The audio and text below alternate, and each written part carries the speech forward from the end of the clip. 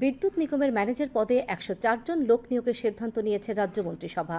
আজ মহাকরণে সাংবাদিক সম্মেলন করে এই সিদ্ধান্তের কথা জানান মন্ত্রী সুশান্ত চৌধুরী। তিনি জানান, সিভিল, মেকানিক্যাল এবং ইলেকট্রিক্যাল বিভাগে ডিপ্লোমা এবং বিটেক ডিগ্রিধারীদের এই নিয়োগের জন্য পরীক্ষা গ্রহণ করবে বিদ্যুৎ নিগম। অন্যদিকে মন্ত্রিসভার অপর সিদ্ধান্তের কথা জানিয়ে তিনি বলেন, মুখ্যমন্ত্রী সংখ্যালঘু উন্নয়ন প্রকল্পে ডিয়ারি, পোল্ট্রি সহ অন্যান্য ক্ষুদ্র ব্যবসায় 10,000 টাকা করে ঋণ প্রদান করা হবে।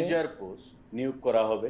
Manager electrical grade A post রয়েছে 24 খানা, ম্যানেজার ইলেকট্রিক্যাল গ্রেড বি 58 খানা পোস্ট রয়েছে 58, manager mechanical grade A post রয়েছে 4 খানা, ম্যানেজার মেকানিক্যাল গ্রেড বি 2 খানা post, manager civil grade A post রয়েছে 8 খানা, manager civil grade B post রয়েছে 8 খানা।